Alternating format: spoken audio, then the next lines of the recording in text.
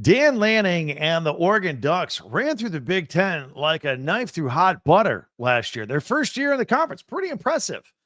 Can they go undefeated again in 2025? Yeah, they just might. Locked on Big Ten starts right now.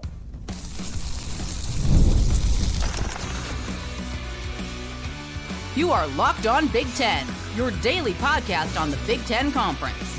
Part of the Locked On Podcast Network, your team every day. Welcome to Locked On Big Ten. I'm Craig Sheeman. 40 years as a sports talk show host and play-by-play announcer. I want to thank you for making us your first listen each and every day. We're free and available wherever you get your podcasts and on YouTube, part of the Locked On Podcast Network, your team every day. Hit that free subscribe button down below. We're this close to 19,000 subscribers. Maybe you could put us over the top. And share, follow, and like Locked On Big Ten so you don't miss a single episode, everybody. This episode is brought to you by Monarch Money. Take control of your finances with Monarch Money. Use code LOCKEDONCollege at monarchmoney.com for 50% off your first year. A Duck Dynasty in the making? Perhaps. We'll explore it. Plus, we never step off the recruiting trail. A lot of great news to catch you up on. And we'll have our power rankings. It's the middle of the week. We're going to look at Big Ten running backs. We're known for our running backs. Got a great list for you right here. So you remember the Oregon Ducks. They're still undefeated, right? In the time they've been here in the Big Ten since blowing through the league last year and winning the Big Ten championship. The big question going into 2025, despite some key losses on the roster, can they run the table again in 2025? And the answer is yes, it is very possible. But is it likely? That's what we kind of want to explore here together with you. Now, I've always liked Dan Lanning. And I've always liked the Ducks program from afar. You know, they won a lot of ball games, going back to Mike Bellotti and Chip Kelly, Mario Cristobal, Dan Lanning now. They always seem like a cool program. Had a bit of a unique culture out west. And, you know, the fact that they were out west in the Pac-12, maybe a lot of us in the Big Ten fans didn't pay a lot of attention to them unless we're getting ready to face them in a Rose Bowl or something like that. But from what we saw, I thought I liked. And you would also check out Oregon football to see what uniforms they were wearing each and every week. They were like the first team out there to just completely change uniforms each and every week that they were out there. But overall, they were a nice program. And it was good to have them be a part of the college football landscape. It was great. Then came the announcement that they were joining the Big Ten along with Washington and USC and UCLA. And cool. We were great. We were thrilled to have them all join the Big Ten. The Big Ten is better for having those four teams in the conference. I vividly remember before they officially joined, a Dan Lanning interview. It was a TV interview, and he was asked about joining the Big Ten. And he was asked how he and the Ducks are going to have to adjust their typical style of play to get ready for the rough and tumble Big Ten. And I'll never forget his answer. He said, the Big Ten's going to have to adjust to Oregon. And I thought, wow. First of all, I thought it was a little arrogant and cocky, but I kind of liked it, to be honest with you. And I thought having Oregon in the Big Ten, you know, is going to be pretty good. So, and they were pretty good. Dan Lanning and the Ducks that came in and they owned the Big Ten in the first year. I don't know that I thought they were going to be that good. A little bit. I remember us doing a lot of podcasts going into that season. I mean, I think we knew they were going to be good enough to compete. I think a lot of people thought, and I remember many podcasts here where we talked about, maybe it could be Oregon versus Ohio State for Big Ten championship. I thought they'd be good. I didn't think they'd be undefeated. And as it turned out, it was Oregon and Penn State for the Big Ten championship. But then Ohio State leapfrogged everybody and ended up winning the national championship. But still, undefeated in the regular season and winning the Big Ten championship for the Oregon Ducks in their first year. And you know what? It wasn't just football that they were awesome. They came into this conference and they won they won in football, they won in softball and in baseball and women's cross country and men's and women's indoor track and field and men's outdoor track and field and women's golf. All Big Ten titles in their first year, 8 titles in all. That's pretty good. That's like, hello, knock, knock. We're here. Everybody take notice. So, in all the Oregon, all the banners hanging there with the Oregon athletic department got a lot of people's attention. So now the question, now that we're 4 weeks away from Big Ten Media Days in Las Vegas and getting ready to kick off another football season, can the Ducks football team run the table again? They got a lot of talent, and they got the same coaches and the same culture. Obviously, quarterback Dillon Gabriel, he's gone to the NFL. But did you notice how seamlessly he took over for Bo Nix, who also is in the NFL? Lanning's offense is very quarterback friendly. It focuses on gaudy completion numbers, high percentage, 75% completion in that passing game. Next quarterback up is Dante Moore. And he sat behind Dillon Gabriel last year and watched and learned, backed him up. But he's unique in that he's not a backup that sat and didn't play. He didn't play really, but the year before he got a lot of playing experience at UCLA with Chip Kelly, and he showed a lot of promise. So he had a year of experience where he played most of their games at UCLA, then sat and watched. Now he's ready to go. So I don't think it's like some young, inexperienced quarterback coming over and taking over. This is a guy in his third year of college ball with a full year of experience under his belt and another year watching and learning. I think it's a big plus. And there are also a lot of people, by the way, think there's a big upside to back up Austin Novosad as well. So the quarterback room looks good. And, of course, losing a key player to an injury like Evan Stewart here in the offseason, that's a big blow to lose a playmaker like that. But if there are a couple of bright spots for the Ducks, they recruit well. They always fill up a good receiver room. And much like last year, Tez Johnson missed a bunch of games and everybody stepped up. They still won football games even when he was hurt and when he was out, even as spectacular as he was. So I think they can overcome this and still put a very talented and fast athletic offense on the football field. And they got a good running game too. We're going to talk about running backs in a minute with our power rankings. Of course, Oregon has to make a change there, but I think they're going to be okay. So when people talk about the Ducks, they talk about offense a lot, but this defense has future NFL talent on it as well. Up front, Matayo Uiagalelei is up there. He's back. I think this is the year where he just takes control. Going to serve notice on all the quarterbacks in the Big Ten and elsewhere. He's good to go. And then I have said numerous times on this podcast, I think the Ducks, if you haven't heard this before, listen closely. I think the Ducks got the best pickup in the transfer portal regarding a player that maybe nobody has heard of or hasn't heard a lot of, and that's safety Dillon Thieneman. He comes in after 2 outstanding years at Purdue. But the fact was Purdue was at the bottom of the Big Ten. They didn't get a lot of national attention. Nobody knows a lot about Thieneman outside of Purdue and maybe now at Oregon. The kid's outstanding. He was their leading tackler's first 2 years, freshman and sophomore year. Leading tackler the last 2 years, got a nose for the ball, hands for interceptions. His freshman year, he had six interceptions. And he was the Big Ten freshman of the year 2 years ago, I think 5 times in 12 weeks. He was the freshman of the year. He didn't have any interceptions last year, a lot of pass deflections. Quarterbacks quit throwing in his direction. They were using him as a key, throw away from that guy.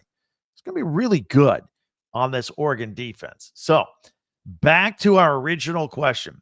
Can the Ducks run the table back-to-back years and go 12-0 overall and 9-0 in the Big Ten in the regular season in 2025? Let's take a look at this schedule. First of all, let's start with the non-conference games. Montana State, Oklahoma State, Oregon State. Respectable schedule. I'm not sure Oklahoma State is what they used to be. Oregon State has the potential to be tough just because it's a big rivalry game, but I don't think they're going to be that tough. Oregon should be able to handle them. And the good news is all 3 of those non-conference games are at Autzen Stadium. So chances look good for a 3-0 non-conference schedule. So what about the Big Ten? Perfection on this schedule is going to come down to that Big Ten championship game rematch with Penn State. At Penn State. That's the toughie. I mean, Indiana and USC could be tough. Those games are at home, though. Road game at Iowa could be tough, especially if they schedule that thing at nighttime. And then there's the season finale on the road against the Washington team. By the way, the Huskies are going to be they're my sleeper team to keep an eye on in the Big Ten this year. I think they're going to be pretty good in Jedd Fisch's second year there. But if the Ducks get that big road win at Penn State, two things are going to happen. Number one, we're going to continue the theme that James Franklin can't win the big one because that's a big one. That's the biggest one on the schedule. And Dan Lanning and the Ducks, they could get on a roll and stay on a roll. They go get that game. It's the equivalent of the Ohio State game the year before, except this time it's on the road, but you got to get it. Anyway, Ducks fans would love to hear from you. Haven't heard from you in a while. Let's go. We're getting close to football season for the Ducks. Love to have you hit me up in the comment section on what you think your expectations are for this upcoming season. While you're at it, hit that free subscribe button down below. Push us over 19,000. Our goal is 20,000 for the start of football season. That way you'll never miss a single episode of Locked On Big Ten, and also share, follow, and like Locked On Big Ten. And don't forget our website, talkbig10.com. All of our podcasts are there. Plus you can get school merchandise, Oregon Duck merchandise. Get yourself a little stuffed little duck.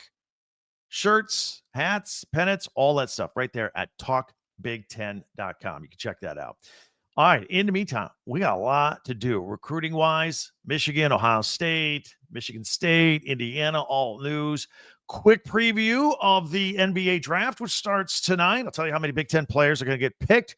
Plus our power rankings, going to rank those running backs. It's all coming up in 1 minute right here on Locked On Big Ten. Rougiette, want to welcome them to the network, a brand new sponsor. And if you guys are tired of Viagra or Cialis, maybe it's not working for you, you can try Rougiette Ready. And it's for you guys looking for something a little more than the usual pill, if you will. Rougiette Ready is a next generation prescription treatment designed to amplify readiness in the bedroom by targeting the brain and blood flow. Unlike the usual pills that could take hours, Rougiette's 3-in-1 formula dissolves under your tongue, kicks in fast, average 15 minutes. You're ready to go. The effects can last up to 36 hours. So go for another round the next day. Stay confident and in control at all times. If traditional options have not worked, Rougiette might be the answer. Over 150,000 men have already made the switch. It's completely online. Rougiette connects you with a board-certified doctor and ships your treatment discreetly to your door. And you can read real customer reviews on their site. It's helping a lot of people feel a lot more confident. Head to Rougiette.com/LockedOnCollege. Use the code LockedOnCollege and get 15% off today. That's Rougiette, RUGIET.com/LockedOnCollege, and use the promo code LockedOnCollege for 15% off. Individual results may vary with prescription treatment. Compounded drugs are permitted to be prescribed under federal law, but are not FDA approved and do not undergo FDA safety effectiveness or manufacturing review. Please visit the Rougiette website for full safety information. Thanks for making Locked On Big Ten your first listen each and every day. Especially you everydayers out there. Thank you very much. Meanwhile, be sure to hit that subscribe button down below. Share, follow, and like Locked On Big Ten, your team every day. And our website, talkbig10.com. Recruiting. It's what we do. All right, on this podcast, we have talked at length about Michigan's recruiting for its defensive front. They've done a great job up there. They always have a great defensive front. We're talking about Mikhail Blade, Alistair Vallejo. These are guys they out-recruited Notre Dame for. Titan Davis is a new one, 4-star. Defensive lineman just chose the Wolverines over Alabama. 6'5", 270 pounds from St. Louis, Missouri. Penn State, USC, Oregon, and Wisconsin are other Big Ten teams that wanted this guy. All made offers, as well as Georgia and Florida and Oklahoma and Tennessee. You always tell talent level of a kid by the types of schools that have offered him scholarships. Michigan got him. Still big game hunting for Michigan. Going after 5-star Carter Meadows, 4-star Julian Walker. Don't forget about that. And on the other side of the ball, everybody in college football still waiting on 5-star running back Savion Hyder. Everybody wants him. Everybody. That's going to be the biggest of the big announcements when he makes his announcement. And if they don't get him at running back, they did get the 3-star that we talked about yesterday, Jonathan Brown from Columbus, Ohio, Ryan Day's son's school. And he's coming to Michigan. There's also 5-star wide receiver Calvin Russell. It's another one to keep an eye on in Ann Arbor that they're going after. Ohio State, they're looking for 5 stars too, right? Offensive lineman Felix Ojo, second best tackle in the country. And the Buckeyes have been after him for a long time. He says it's going to come down to the Buckeyes or Texas. Those are the two. Some feel that he's leaning Texas. It feels like a 55-45% situation. Everybody says he is good enough to start on day one as a freshman. That's pretty unusual for freshmen, but he's just a big, good offensive lineman. And you may be surprised to learn that Ryan Day has not landed a quarterback commit yet for the class of 2026. A little unusual. So when Luke Fahey, a 4-star, was in town this past weekend from Mission Viejo, California, they made him an offer. I don't know. It kind of feels like, hey, we don't have anybody else yet, so let's offer you at this late stage of the game. Maybe he felt that way. Maybe he said it doesn't matter. Ohio State's offering me, because he's also visited Indiana and Stanford. They've been in pretty hard for him. All of a sudden, Ohio State throws you a bone. Or you can feel like, wow, they had no other choices, so they gave me. Or you can say, hey, wow, this is Ohio State. I got to go there. I don't know what's in the kid's mind. So we'll see what happens there. Michigan State landed Novi, Michigan wide receiver Samson Gash. Michigan State's done a pretty good job recruiting highly rated offensive linemen that we've discussed here on this podcast. Going after another one, 3-star Khalif Canty. He pushed back his announcement until Tuesday. Recruiting whispers are that he's leaning toward Missouri over Michigan State, which is surprising. He's from Detroit. So you think he'd want to play for his home state, but he made a late visit to Missouri and they put the push on. So we'll see. The Spartans are in the hunt for 4-star Raheem Floyd, a 6'2" defensive back from East St. Louis in the class of 2027. And that's what I got for Michigan State. Now, Kurt Cignetti in Indiana. They flipped a 3-star quarterback, Cash Herrera, after he decommitted from Iowa. He visited Bloomington this weekend. Nice size, 6'3", 207-pound quarterback who had 13 offers from places like UCLA, Minnesota, Arizona, California, and Virginia Tech. So he's flipping and going to go to Indiana. Speaking of the state of Indiana, Center Grove defensive lineman Kobe Cherry, 6'5" defensive lineman. He picked Purdue over Indiana, also over Minnesota, Wisconsin, Washington, and Louisville this week. He also plays baseball. Don't know if that's going to be part of the plan, but he is the brother of Indiana quarterback Tyler Cherry, who we haven't seen yet on the field for the Hoosiers. He's been with the team for a year. Wisconsin picked up a commitment from an in-state offensive lineman in Aiden Dirksen. He's a big one. You know, the Badgers like those big offensive linemen. He's 6'6", 280. Going to be joining as a preferred walk-on at this point. Now, don't forget, starting tonight and tomorrow night at the Barclays Center in Brooklyn is the NBA draft. I think there's going to be about 9 Big Ten players that get drafted overall over the 2 rounds. First of all, the first one off the board from the Big Ten will be Dillon Harper, the guard from Rutgers. He's going to go number 2. Of course, Cooper Flagg is going to go number 1 out of Duke and go to the Mavericks. But Dillon Harper could go as high as number 2. His Rutgers teammate Ace Bailey has been raising a lot of eyebrows lately. He'll go somewhere between 3 and 7. He has flat out refused to work out for teams. And he, specifically this week, he refused to work out for the 76ers. Guess he don't want to go there. See if he falls. People, some question marks. People are concerned. There's 6'5" guard Kasparis Jakichionis from Illinois. He's going to go top 10. His Illinois teammate Will Riley will go later in the first round.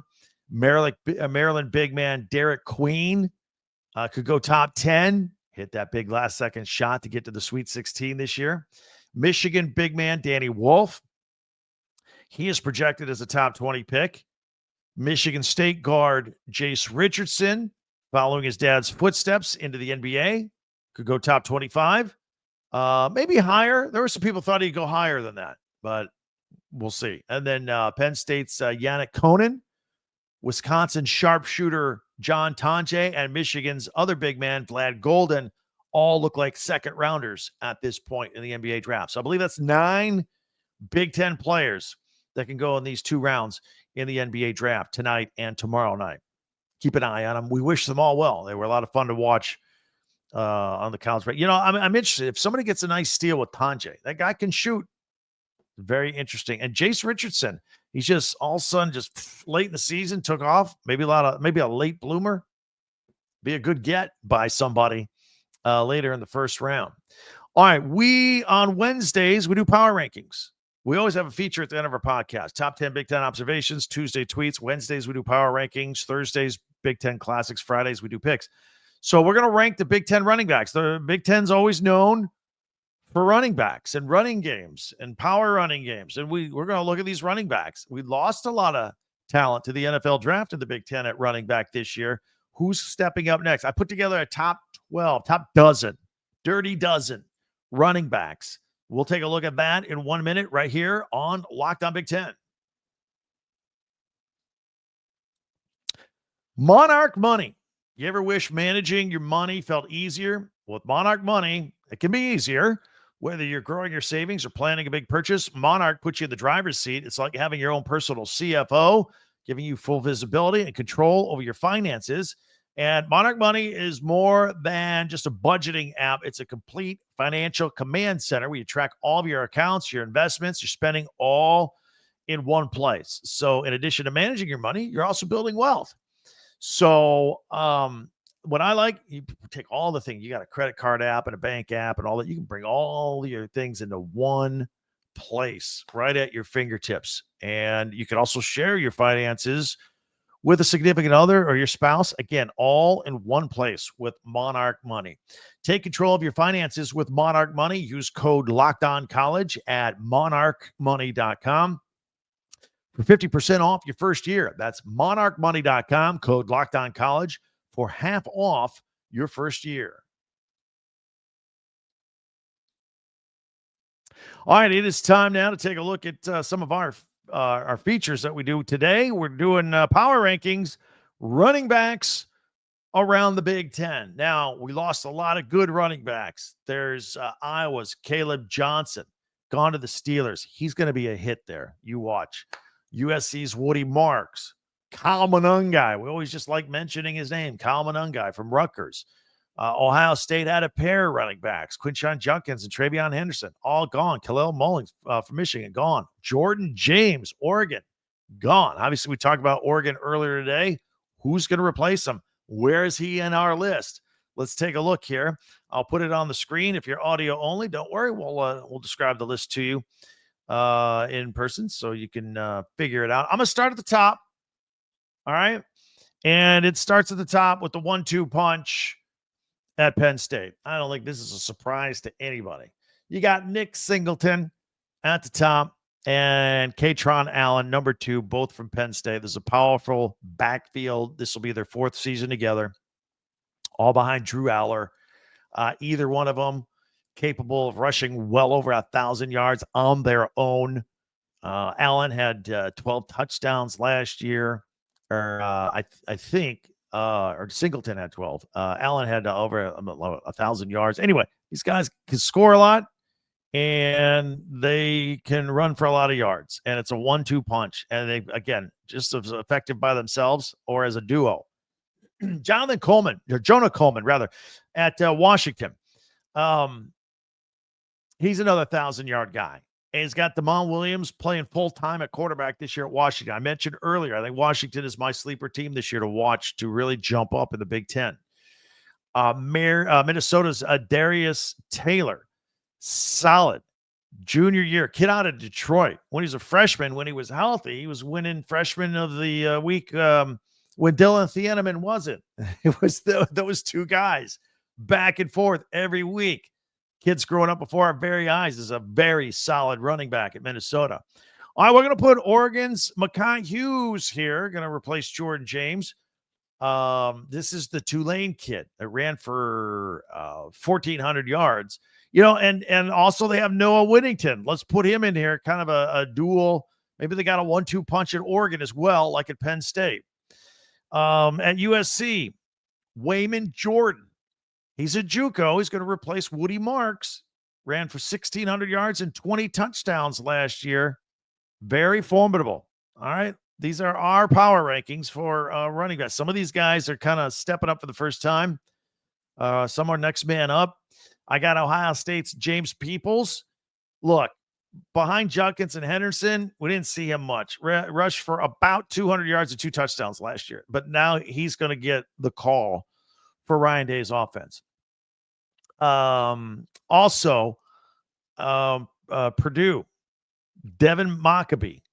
He's a really good running back. He's like the one holdover of really good talent. I think he's the only starter that stayed out of 22 starters after all the regime change at Purdue. So averaged almost 5 yards a carry. Again, the lone bright spot. And that's with other teams focusing on him. So he's a pretty good running back. Iowa's Kamari Moulton. He makes our list at number 9. Again, you got to replace Caleb Johnson at 1,500 yards. But here's the deal. If you're a running back, you're the starting running back, and you're at Iowa, you're going to get a lot of touches. That's just what they do. So pile on the yards. At Michigan, I got Jordan Marshall and also Justice Hayes. Both of these. I don't know which guy's going to emerge as the main guy or if they'd go with a 1-2 punch. Jordan Marshall, we are like, whoa, he stepped up in the ReliaQuest Bowl against Alabama and ran for 100 yards. Like, oh, who's this guy? All right. So he's going to get a big shot this year. And then from Alabama, former 5-star out of high school, Justice Hayes transferred in. So he's, again, they got to replace Khalil Mullings and Donovan Edwards.